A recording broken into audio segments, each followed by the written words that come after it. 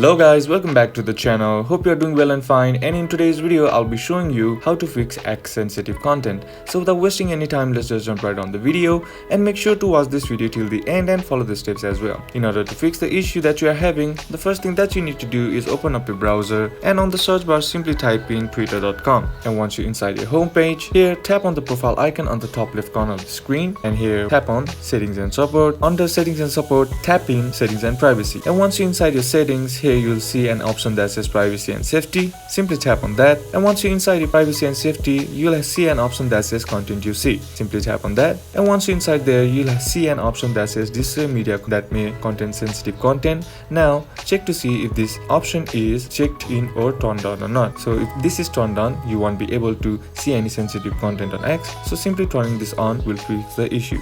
And that's basically how you can do it. And that's it for today's video guys. Hope this video was useful to you. Leave a like if it did. Comment down below what the next video should be on. Consider subbing to the channel. Thank you for watching. Bye bye.